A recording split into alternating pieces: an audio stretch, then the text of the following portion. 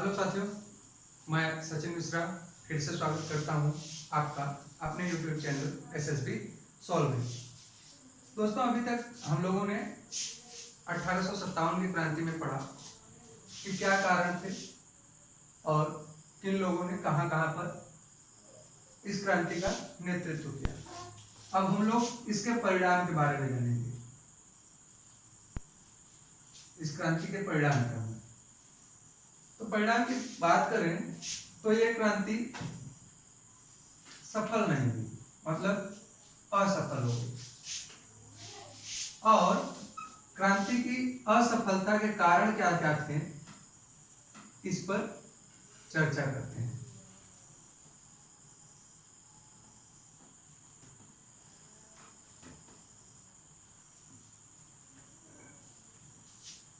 तो असफलता के कारण की अगर बात करें तो पहला कारण था क्रांति का सीमित स्वरूप। देखिए, हुआ क्या, बहादुर शाह जफर को जब बादशाह घोषित किया गया तो बहादुर शाह जफर ने छोटे राज्यों को चिट्ठियां लिखी उनकी सहायता के लिए, लेकिन उन चिट्ठियों को पहुंचाने में महीनों का समय लग गया और जब तक लोगों के पास संदेश पहुंचा तब तक अंग्रेज पूरी तरह से सतर्क हो चुके थे और उन्होंने दिल्ली पर अधिकार कर लिया, जिसकी वजह से क्रांति सभी जगहों पे एक साथ शुरू नहीं हो सके। जैसे अगर दिल्ली, लखनऊ, कानपुर, मांडला, झांसी, इन सब जगहों पे अगर क्रांति एक साथ शुरू होती तो शायद क्रांति का स्वरूप कुछ और ही होता। दूसरी बात,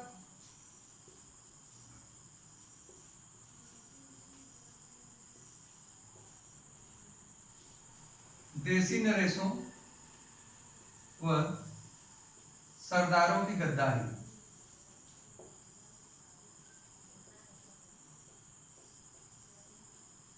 ये एक बहुत बड़ा फैक्टर था। देसी नरेश जो थे और जो सरदार थे वो अंग्रेजों से जाके मिल गए। ये एक तरह से चापलूस लोग थे जिनको क्रांति की बहुत सी चीजें ऐसी थी, बहुत सी बातें ऐसी थी जो रास नहीं आ रही थी। जैसे झांसी वाली रानी के बारे में हमने पढ़ा तो ये एक बहुत बड़ा फैक्टर था कि रानी महिला थी और महिला के नीचे काम करना किसी को रास नहीं आ रहा था, तो यह भी एक तरह का कारण था। तीसरी बात करेंगे, जन समर्थन का अभाव।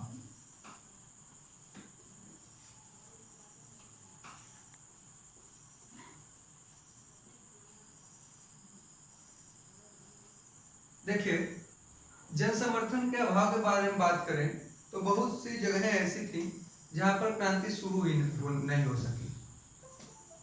कुछ जमींदार ऐसे थे जिनको क्रांति से लेना देना ही नहीं था। बहुत से लोग ऐसे थे, बहुत से तबका ऐसा था जिसको इस क्रांति से कोई मतलब नहीं था, तो क्रांति को समर्थन प्राप्त नहीं हुआ।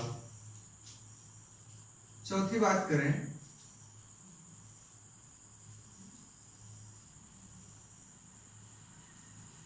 तो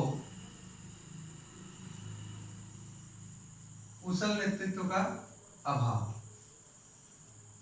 बहादुर शाह जफर को बादशाह तो बना दिया गया, लेकिन बहादुर शाह जफर में नेतृत्व करने की क्षमता नहीं थी क्योंकि वो बूढ़े हो चले थे और यहाँ किसी ऐसे व्यक्ति को नेतृत्व का भार सौंपना चाहिए था जो खुद युद्ध में उतर सके, लेकिन ऐसा नहीं हुआ। परिणामतः दिल्ली पर अंग्रेजों ने अधिकार कर लिया और बादशाह को रंगून जेल भेज दिया। इसके विपरीत जो अंग्रेज थे उनका नेतृत्व बहुत ज्यादा कुशल था। ठीक है, हडसन, ह्यू रोज, कैंपबेल, ये बहुत ही अनुभवी नेतृत्व वाले लोग थे, तो अंग्रेजों के पास कुशल नेतृत्व था, जबकि हमारे लोगों के पास नेतृत्व का अभाव था।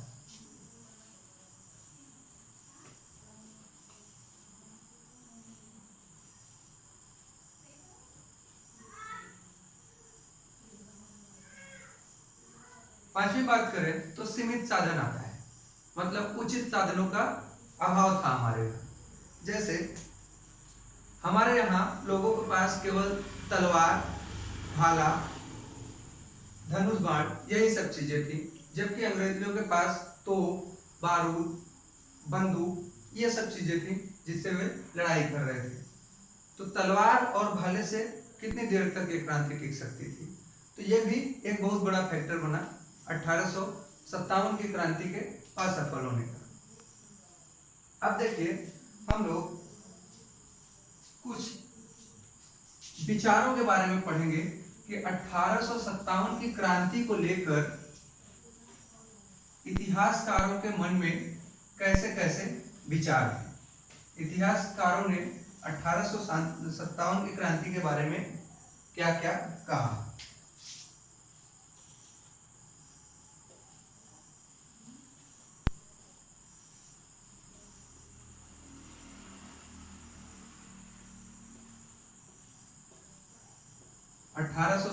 की क्रांति से संबंधित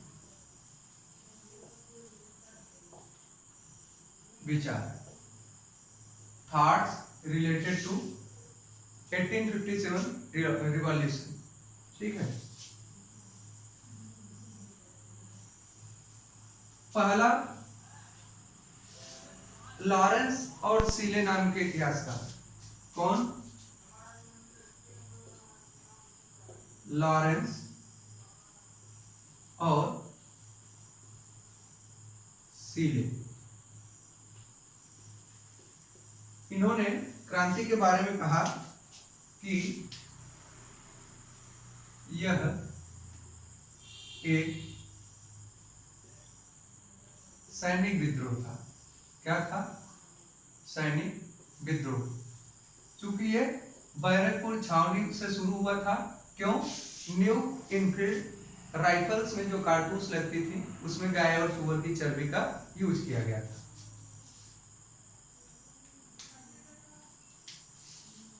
दूसरे हैं आउट्रम और टेलर। आउट्रम और टेलर, इन्होंने कहा कि यह एक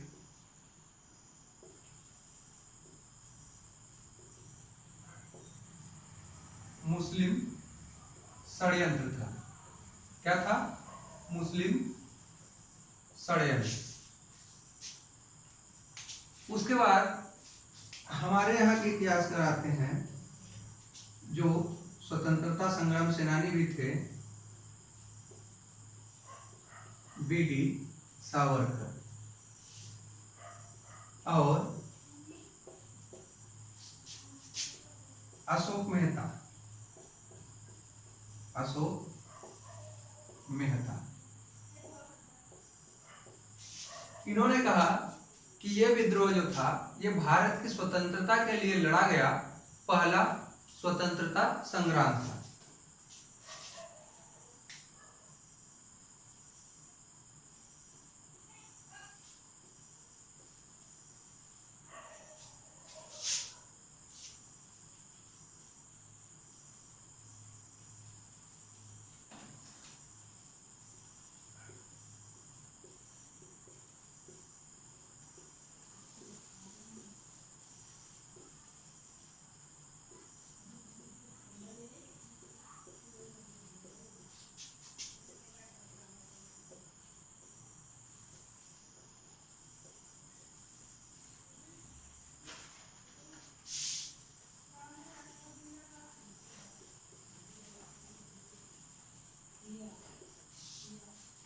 ठीक है, भारत की स्वतंत्रता के लिए लड़ा गया प्रथम स्वतंत्रता संग्राम था।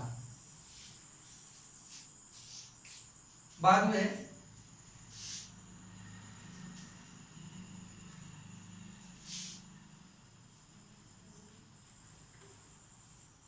डिजरेली,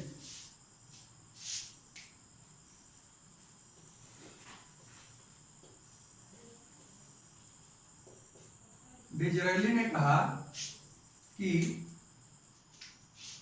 यह एक राष्ट्रीय विद्रोह था।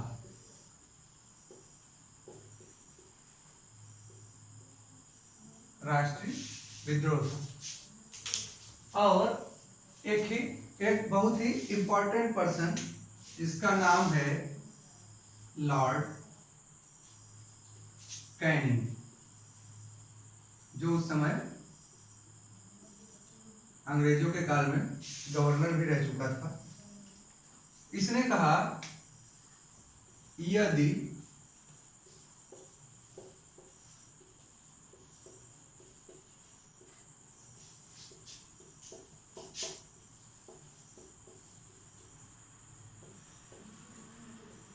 देसी राजाओं और सरदारों ने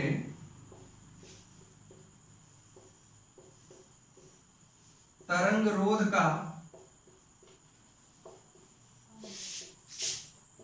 कार्य नहीं किया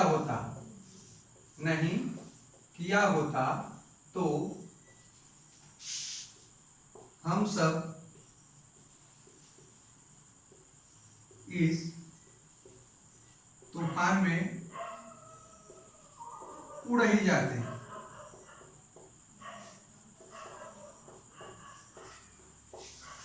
मतलब इसने स्वयं स्वीकारा है कि देसी राजाओं और सरदारों ने इन लोगों की मदद की, मतलब अपने राज्य से गद्दारी की। अगर उन लोगों ने एक बैरियर का काम नहीं किया होता तो ये जो 1857 की क्रांति का तूफान था ये अंग्रेजों के पैर उखाड़ देता और उनको खदेड़ के भारत के बाहर पहुंचा देता। तो ये कुछ हो गए विचार जो 1857 की क्रांति से संबंधित है। एक और विचार मैंने बताया था कैप्टन ह्यूरोज का, जिसने रानी लक्ष्मीबाई के लिए कहा था कि यहाँ सोई हुई महिला इन सभी विद्रोहियों में अकेली मर्द है। अब देखिए यह क्रांति 1859 में तात्या टोपे को फांसी होती है।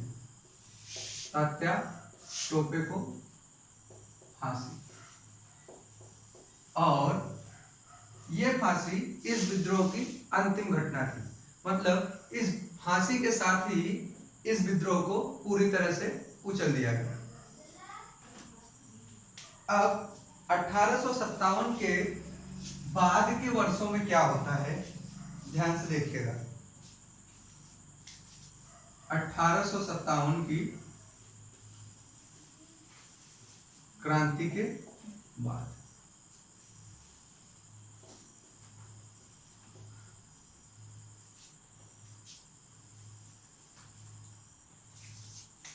1857 की क्रांति के बाद की बात करें तो ईस्ट इंडिया कंपनी की सत्ता को खत्म कर दिया गया।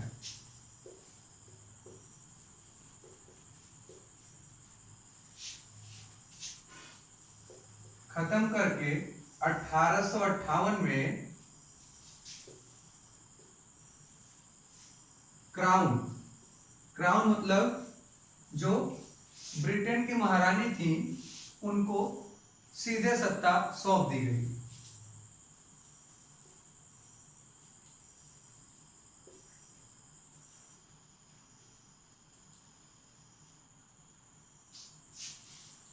और जो देसी राजा थे उनसे यह कहा गया कि वो ब्रिटेन की महारानी को अपना अधिपति स्वीकार करें। रानी ने लोगों को यह दिलासा दिलाई कि जो भी राजा और शासक हैं आइंदा से उनके भू क्षेत्र पर कब्जा नहीं किया जाएगा। अगली बात यह हुई, सेना में भारतीय सैनिकों का अनुपात कम कर दिया गया। यूरोपीय सैनिक ज्यादा और भारतीय सैनिक कम रखे जाने लगे।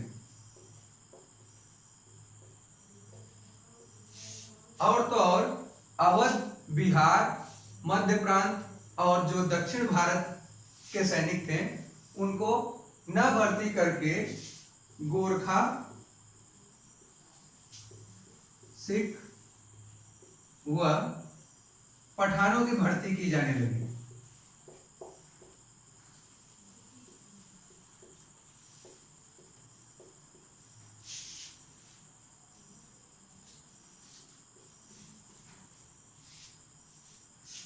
फिर अंग्रेजों ने यह कहा कि वे जितने भी भारतीय रीति रिवाज हैं, भारतीय रीति रिवाजों का सम्मान करेंगे, रीति रिवाजों का सम्मान करेंगे, क्योंकि ये भी एक बहुत बड़ा फैक्टर था। मैंने आपको बताया था धार्मिक कारण, तो उनके धर्म को, जो हमारे भारत का धर्म था, अंग्रेज इसको हीन भावना से देखते थे, इसलिए लोगों के मन में इस तरह का विद्रोह पनपा। अगला काम क्या हुआ,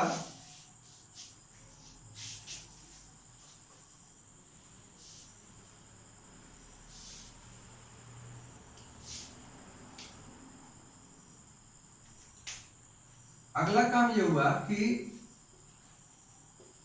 मुसलमानों की संपत्तियां, मुसलमानों की संपत्तियां जो थी, संपत्तियां जब्त की गई, क्योंकि अंग्रेजों को लगता था कि जो मुस्लिम हैं इन्हीं की वजह से ये विद्रोह हुआ। विद्रोह को खड़ा करने वाले मुस्लिम ही थे, इसलिए इन्होंने मुस्लिमों को हेय दृष्टि से देखना शुरू किया, उनके साथ शत्रुता का व्यवहार करने लगे और उनकी संपत्तियों को जब्त कर लिया।